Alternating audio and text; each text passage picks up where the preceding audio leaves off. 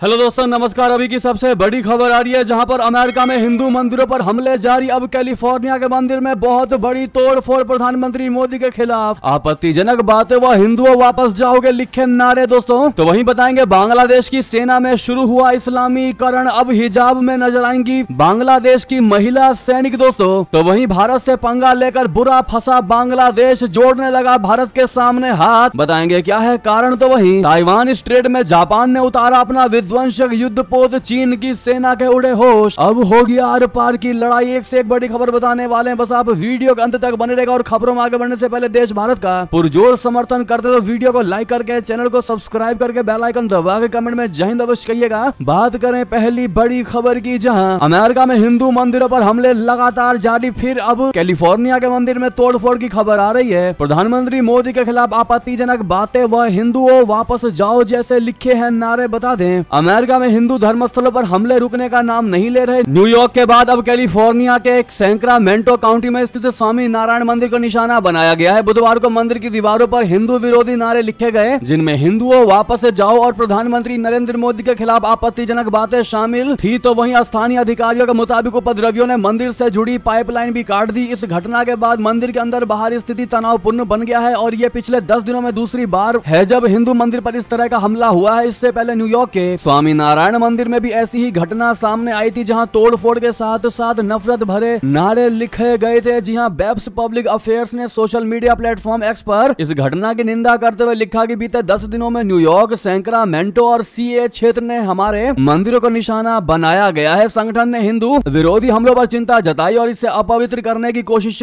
बताया है। तो वहीं बता दें, बांग्लादेश की सेना में शुरू हुआ इस्लामीकरण, अब हिजाब में नजर आएंगी महिला सैनिक। कट्टरपंथियों के सामने नतमस्तक है सरकार। दोस्तों बांग्लादेश में शेख हसीना की सरकार गिरने के बाद पूरे देश में इस्लामीकरण तेज हो गया है। सरकार तो छोड़िए, अब बांग्लादेश की सेना भी कट्टरपंथियों के सामने नतमस्तक नजर आ रही है। पहली बार ऐसा हुआ है जब बांग्लादेश की सेना ने महिला सैनिकों को हिजाब पहनने की अनुमति दी है। साल 2000 में बांग्लादेश की सेना में महिलाओं को शामिल किया गया था, तभी से सेना में हिजाब पहनना मना था। कट्टरपंथियों के दबाव में बांग्लादेश आर्मी ने अपने नियमों में अब बदलाव कर लिया है। बांग्लादेशी मीडिया रिपोर्ट के मुताबिक महिला सैनिक यदि अब हिजाब पहनना चाहती हैं तो पहन सकती हैं। एडजुटेंट जनरल कार्यालय से इसको लेकर आदेश जारी किया गया है, जिसके बाद अब महिला सैन्य कर्मियों को हिजाब पहनना वैकल्पिक कर दिया गया है। बीडी न्यूज 24 ने बताया कि बांग्लादेश में अब महिला अफसरों, नर्सिंग स्टाफ और अन्य सैन्य कर्मियों पर हिजाब पहनने को लेकर लगे प्रतिबंध को हटा दिया गया है। एडजुटेंट जनरल कार्यालय की तरफ से जारी किए गए आदेश में कहा गया है कि 3 सितंबर को पीएसओ सम्मेलन में सैद्धांतिक निर्णय लिया गया, जिसमें इच्छुक महिला कर्मियों को वर्दी के साथ हिजाब पहनने की मंजूरी दी गई है। जी हाँ दोस्तों, आपकी जानकारी के लिए बता दें, दरअसल बांग्लादेश की सेना में साल 2000 में महिलाओं को शामिल किया गया, जिसके बाद से अभी तक महिलाओं को वर्दी के साथ हिजाब पहनने की अनुमति नहीं थी। एडजुटेंट कार्यालय ने अब निर्देश दिया है कि अलग अलग वर्दी, लड़ाकू वर्दी, कामकाजी वर्दी और साड़ी के साथ अब हिजाब के भी सैंपल दिए जाएं। दोस्तों ऐसे में दुनिया आगे बढ़ने के बजाय बांग्लादेश की यूनुस सरकार बांग्लादेश को और गर्त में ही लेकर जाती दिखाई दे रही, और वो दिन दूर नहीं, अगर यही हाल रहा, यही व्यवहार रहा तो पाकिस्तान बनने में देर नहीं लगेगी बांग्लादेश को। तो वहीं बता दें, भारत से पंगा लेकर बुरा फंसा बांग्लादेश, अमित शाह को आंखें दिखाने के 24 घंटे बाद पानी के लिए लगाने लगा गुहार। दोस्तों अपने देश में चाहे कितना बड़ा सवाशेर बनता हो बांग्लादेश की यूनुस सरकार, लेकिन भारत के सामने हेकड़ी निकल ही जाती अच्छे अच्छों की। जब चाइना जैसे बड़े देशों की हेकड़ी निकाल सकता अपना भारत, तो इनके क्या ही कहने। बता दें, शेख हसीना के सत्ता से बाहर होने के बाद से ही बांग्लादेश के सुर बदलते बदलते नजर आ रहे हैं। मोहम्मद यूनुस की सरकार एक तो चोरी और ऊपर से सीना जोरी के अपने एटीट्यूड से बाहर निकलने का नाम ही नहीं ले रही है। कभी वो भारत को आंखें दिखाते हैं, दूसरे ही पल दोस्ती की बात करने लगते हैं। बीते करीब 1.5 महीने में ऐसा एक बार नहीं बल्कि कई बार देखने को मिल चुका है। ताजा मामले में गृह मंत्री अमित शाह जी के बयान पर आपत्ति जताने के अगले ही दिन बांग्लादेश अब नदियों के पानी के मसले पर भारत के सामने भीख मांगता नजर आ रहा है। गृह मंत्री अमित शाह जी ने हाल में ही झारखंड की एक चुनावी रैली में प्रदेश से बांग्लादेश घुसपैठियों को पकड़कर उल्टा टांगने की बात कही तो पड़ोसी देश में खलबली मच गई। एक तो बांग्लादेश अपने देश के लोगों को भारत में अवैध तरीके से घुसपैठ करने से रोक नहीं पा रहा। जब ये लोग भारत आकर भारतीयों के रोजगार के हक को मारते हैं, तब गृह मंत्री की कड़ी टिप्पणी में उन्हें बांग्लादेशी अस्मिता की याद आने लगती है। गृह मंत्री के बयान के बाद बांग्लादेश ने ढाका में भारतीय उच्चायुक्त को संपर्क करके आपत्ति दर्ज की है। बांग्लादेश की मोहम्मद यूनुस सरकार में जल संसाधन सलाहकार सईदा रिजवाना हसन ने बुधवार को कहा कि बांग्लादेश जल्द ही भारत के साथ सीमा पार नदियों के जल बंटवारे पर बातचीत करने के लिए बातचीत करेगा। जी हाँ, वहीं आपको बता दें, ताइवान स्ट्रेट में जापान ने उतारा अपना विध्वंस विध्वंसक युद्धपोत चीन की सेना के उड़े होश, अब होगी आर पार की लड़ाई। दोस्तों जापान की नौसेना ने इस बुधवार को कुछ ऐसा कर दिया है जो आज से पहले कभी नहीं हुआ है। जापान के इस कदम से चीन के भी होश उड़ गए हैं। असल में जापानी नौसेना ने अपने एक विध्वंसक जहाज को सीधे ताइवान स्ट्रेट में उतार दिया है। इतिहास में पहली बार ऐसा हुआ है कि जापान की समुद्री आत्मरक्षा बल यानी JMSDF का जहाज ताइवान स्ट्रेट में भेजा हो। जानकारों के मुताबिक इतिहास में ऐसा पहली बार हुआ है कि कोई जापानी युद्धपोत चीन के पास से गुजरा हो। असल में पिछले महीने चीन के एक टोही विमान ने जापान के हवाई क्षेत्र में घुसपैठ की थी, जिसका जापान ने विरोध किया था। अब ताइवान स्ट्रेट में अपने युद्धपोत को उतारना जापान के द्वारा चीन को उसी की भाषा में दिए गए जवाब के तौर पर देखा जा रहा है। जानकारी के मुताबिक जापानी विध्वंसक JS साजा नामी ताइवान स्ट्रेट से होकर गुजरने का आदेश प्रधानमंत्री किशिदा फूमियो ने दिया था। जापान की नौसेना गुरुवार को दक्षिण चीन सागर में ऑस्ट्रेलिया और न्यूजीलैंड की नौसेना के साथ संयुक्त अभ्यास में हिस्सा लेगी। इसी कड़ी में जापान के विध्वंसक ने पूर्वी चीन सागर की ओर जाने के लिए ताइवान स्ट्रेट की तरफ अपना मार्ग शुरू किया। जापान के अलावा ऑस्ट्रेलियाई और न्यूजीलैंड के नौसैनिक जहाज भी ताइवान स्ट्रेट से होकर गुजरे हैं। वहीं बता दें, यूक्रेन को लेकर ट्रंप के बयान से मच गया हड़कंप। ट्रंप ने कहा खत्म हो चुका है वो देश, मर चुके हैं वहां के लोग। बता दें, रूस और यूक्रेन के बीच जंग जारी है और फिलहाल इसके थमने के कोई आसार नजर नहीं आ रहे। इस बीच अमेरिका के पूर्व राष्ट्रपति डोनाल्ड ट्रंप ने यूक्रेन की हालत पर निराशा जताई है। ट्रंप ने कहा कि उसके लोग यूक्रेन यानी मर चुके हैं और देश यूक्रेन खत्म हो चुका है। ट्रंप ने कहा कि यूक्रेन को फरवरी 2022 में रूस के हमले से पहले रूसी राष्ट्रपति व्लादिमीर पुतिन से बात करनी चाहिए थी। उन्होंने कहा अगर बहुत बुरा कोई समझौता भी हुआ होता तो वो आज जो स्थिति है उससे बेहतर ही होता। डोनाल्ड ट्रंप के इन बयानों से यह सवाल भी उठ रहा है कि अगर पूर्व राष्ट्रपति दोबारा चुने जाते हैं तो वो यूक्रेन के भविष्य को लेकर बातचीत में कितनी रियायत देने को तैयार होंगे। अभी से झलक रहा है यूक्रेन के लिए अमेरिकी मदद पर ट्रंप का रवैया आलोचनात्मक रहा है। ट्रंप अक्सर दावा करते रहे हैं कि अगर वो राष्ट्रपति होते तो रशिया कभी आक्रमण करता ही नहीं। वो ये भी दावा करते रहे हैं कि अगर वो दोबारा राष्ट्रपति बनते हैं तो युद्ध रुकवा देंगे, लेकिन उन्होंने कभी विस्तार से इस विषय पर अपनी बात नहीं रखी है। दोस्तों ऐसे में किसी और देश को झटका लगे ना लगे, लेकिन इस बयान के बाद यूक्रेन को बहुत बड़ा झटका लगने वाला है, क्योंकि एकमात्र अमेरिका ही ऐसा देश है जो यूक्रेन का साथ दे रहा था या यूं कह ले कि यूक्रेन का इस्तेमाल कर रहा था। और अगर अमेरिका ने यूक्रेन के ऊपर से हाथ खींच लिया तो यूक्रेन कहीं का नहीं रहने वाला। ऐसे में वाकई में सदमे में जा सकते हैं जेलेंस्की। तो वहीं आपको बता दें, इतना ही नहीं, यूक्रेन के साथ युद्ध के बीच व्लादिमीर पुतिन ने रूसी परमाणु नीति में कर दिया बड़ा बदलाव। परेशान हो गई दुनिया, हैरान। जी हाँ, रूस यूक्रेन युद्ध के बीच रूसी राष्ट्रपति व्लादिमीर पुतिन ने रूस की परमाणु नीति में बड़ा बदलाव किया है, जिससे पूरी दुनिया हैरान परेशान है। नई नीति के तहत अब अगर रशिया पर किसी गैर परमाणु शक्ति वाले देश द्वारा हमला होता है और इससे किसी परमाणु शक्ति संपन्न देश का समर्थन प्राप्त होता है तो रशिया इसे संयुक्त हमले के रूप में देखेगा और इस बदलाव से रशिया और नाटो के बीच टकराव का खतरा और भी ज्यादा बढ़ गया है। दोस्तों रूस के राष्ट्रपति व्लादिमीर पुतिन ने बुधवार को कहा कि रूस पर किसी अन्य देश द्वारा हमला किए जाने का समर्थन करने वाले परमाणु शक्ति संपन्न देश को मॉस्को के परमाणु सिद्धांत के नए संस्करण नए एडिशन के तहत आक्रमण में भागीदार माना जाएगा। परमाणु सिद्धांत में परिवर्तन पर विचार करने वाली रशिया की सुरक्षा परिषद की बैठक में पुतिन ने घोषणा की है कि दस्तावेज के संशोधित संस्करण के अनुसार किसी परमाणु शक्ति संपन्न देश के समर्थन से किसी गैर परमाणु शक्ति वाले देश द्वारा उनके देश के खिलाफ किए गए हमले को रूसी संघ पर उनके संयुक्त हमले के रूप में देखा जाएगा। जी हाँ दोस्तों, वही बता दें, भारतीय पर्यटकों के लिए तरस रहा मालदीव। 50,000 से ज्यादा घटी संख्या। चीन के गुलाम मुइजू का हर जतन हुआ नाकाम। दोस्तों चीन के गुलाम मोहम्मद मुइजू के सत्ता में आने के बाद से मालदीव भारतीय पर्यटकों के लिए तरस रहा है। तमाम जतन के बाद भी मालदीव की सरकार भारतीय पर्यटकों को अपनी ओर आकर्षित करने में नाकाम रही है, जिसका असर देश की पहले से खराब चल रही अर्थव्यवस्था पर पड़ रहा है। पिछले 2 सालों में मालदीव के पर्यटन बाजार में भारत सबसे बड़ा भागीदार रहा है, लेकिन इस साल देश में भारतीय पर्यटकों की संख्या में भारी कमी देखी गई है। दोस्तों मालदीव में इस साल भारतीय पर्यटकों की संख्या में 50,000 से ज्यादा की गिरावट हुई है। मालदीव के पर्यटन मंत्रालय के आंकड़ों के अनुसार पिछले साल 24 सितंबर तक भारत से 1,46,057 पर्यटक देश में पहुंचे थे। वहीं इस साल 24 सितंबर भारत से आने वाले पर्यटकों की संख्या सिर्फ 88,202 है और इस तरह भारतीय पर्यटकों की संख्या में 57,855 की गिरावट आई है। जी हाँ, वही बता दें, पाकिस्तानी JF-17 जेट से होगी भारत के अस्त्र मिसाइल की टक्कर। दुनिया के इस मुस्लिम देश पहुंचा चीन का कबाड़। बता दें, आर्मेनिया के साथ तनाव के बीच अजरबैजान ने पाकिस्तान और चीन के संयुक्त रूप से बनाए गए JF-17 फाइटर जेट को अपनी वायुसेना में शामिल कर लिया है। अजरबैजान के राष्ट्रपति इल्हाम अलीयेव ने राजधानी बाकू में देश की वायुसेना में शामिल हुए इन JF-17 फाइटर जेट का निरीक्षण किया। उनके साथ अजरबैजान के रक्षा मंत्री जाकिर हसानोव और पाकिस्तानी सेना के कई सीनियर अधिकारी मौजूद थे। पाकिस्तान और चीन का दावा है कि ये JF-17C ब्लॉक 3 हल्का है और सभी तरह के मौसम में दिन हो या रात हो हमेशा कई तरह के मिशन को अंजाम दे सकता है। अजरबैजान ने ये फाइटर जेट ऐसे समय पर लिया है जब आर्मेनिया इससे निपटने के लिए भारत की हवा से हवा में मार करने वाली अस्त्र मिसाइल को खरीदने की योजना बना रहा है। जी हाँ, तो वहीं बता दें कश्मीर पर तुर्की के खलीफा ने भी छोड़ा साथ। तो संयुक्त राष्ट्र सुरक्षा परिषद से गिड़गिड़ाए शहबाज शरीफ, उगला जहर। जी हाँ, संयुक्त राष्ट्र महासभा की बैठक में हिस्सा लेने के लिए अमेरिका के न्यूयॉर्क शहर पहुंचे पाकिस्तान के प्रधानमंत्री शहबाज शरीफ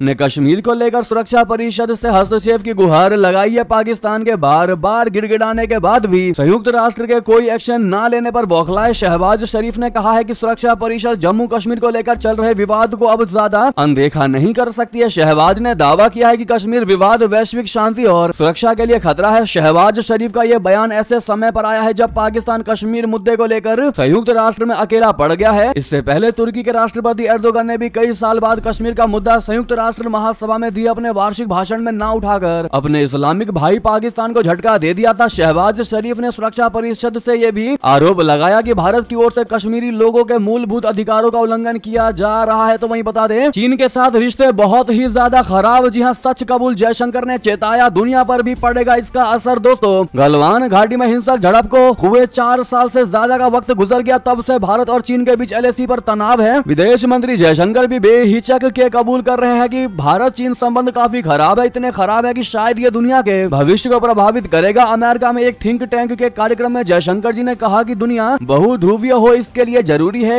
एशिया का बहुध्रुवीय होना। भारत चीन संबंधों को काफी खराब बताते हुए विदेश मंत्री जयशंकर जी ने कहा कि ये रिश्ते एशिया के भविष्य के लिए महत्वपूर्ण हैं और न केवल महाद्वीप बल्कि पूरी दुनिया को प्रभावित करेंगे। तो वहीं दोस्तों चीन ने ऐसा कदम उठा लिया है जापान से ऑस्ट्रेलिया तक मच गई है खलबली। भारत के लिए भी बहुत बड़े खतरे की घंटी है। दोस्तों क्यों है खतरे की घंटी आपको बता दें। चीन ने अंतर्राष्ट्रीय जल क्षेत्र यानी प्रशांत महासागर में बुधवार को डमी वारहेड के साथ एक अंतर महाद्वीपीय बैलिस्टिक मिसाइल बोले तो ICBM का सफल परीक्षण किया है। इससे पड़ोसी देश भड़क उठे हैं। जापान से लेकर ऑस्ट्रेलिया और न्यूजीलैंड तक ने इस पर आपत्ति जताई है। हालांकि चीनी रक्षा मंत्रालय के अनुसार यह परीक्षण वार्षिक अभ्यास का एक हिस्सा है। इसे स्थानीय समय अनुसार सुबह 8:44 पर पीपल्स लिबरेशन आर्मी की रॉकेट बल द्वारा प्रक्षेपित किया गया। चीनी रक्षा मंत्रालय के अनुसार बुधवार को किया गया प्रक्षेपण 1980 के बाद किया गया इस तरह का पहला परीक्षण है जो नियमित अभ्यास का हिस्सा है। बीजिंग ने कहा है कि इसका उद्देश्य किसी देश या लक्ष्य को निशाना बनाना नहीं था। तो वहीं आपको बता दें मोदी सरकार के लिए विदेश से आई बहुत अच्छी खबर। एक्सपर्ट ने कहा भारत में है दम, कहीं नहीं टिक रहा ड्रैगन भारत के सामने। दोस्तों केंद्र की नरेंद्र मोदी के नेतृत्व वाली NDA सरकार के लिए एक साथ 2 गुड न्यूज आई हैं। ये दोनों ही विदेशों से आई हैं और भारतीय अर्थव्यवस्था बढ़ती रफ्तार को दर्शा रही है। जी हाँ, एक और वर्ल्ड इकोनॉमिक फोरम के मुख्य अर्थशास्त्रियों ने इंडियन इकोनॉमी का लोहा मानते हुए इसे मजबूत स्थिति में बताया है। तो वहीं दूसरी ओर एशियन डेवलपमेंट बैंक बोले तो ADB ने भी जो आंकड़े पेश किए हैं वो उत्साहित करने वाले हैं। भारत दुनिया में सबसे तेजी से आगे बढ़ती हुई अर्थव्यवस्था बना हुआ है और इस बात पर बीते दिनों आई तमाम रिपोर्ट्स ने मुहर लगाई है। मूडीज हो या फिर S&P सबने इंडियन इकोनॉमी का लोहा माना है और अपने पूर्वानुमानों को संशोधित करते हुए देश की GDP ग्रोथ के अनुमान को बढ़ाया है। लेकिन भारत की तारीफ का सिलसिला यही नहीं रुक रहा। बुधवार को विदेश से एक साथ 2 अच्छी खबरें आई हैं जिनसे भारतीय अर्थव्यवस्था की पूरी तस्वीर साफ हो जाती है। जी हाँ दोस्तों, वहीं आपको बता दें इराक से बीजिंग जा रही 100 यात्री और 15 क्रू मेंबर्स के साथ फ्लाइट की कोलकाता में इमरजेंसी लैंडिंग। दोस्तों गुरुवार सुबह इराक से बीजिंग जा रही एक इराकी एयरवेज की फ्लाइट की आपातकालीन लैंडिंग पश्चिम बंगाल की राजधानी कोलकाता के नेताजी सुभाष चंद्र बोस अंतर्राष्ट्रीय हवाई अड्डे पर की गई। फ्लाइट में एक यात्री की तबीयत अचानक बिगड़ जाने के कारण यह कदम उठाया गया। इस फ्लाइट में 100 यात्री और 15 क्रू मेंबर्स सवार थे। जी हाँ, तो वहीं दोस्तों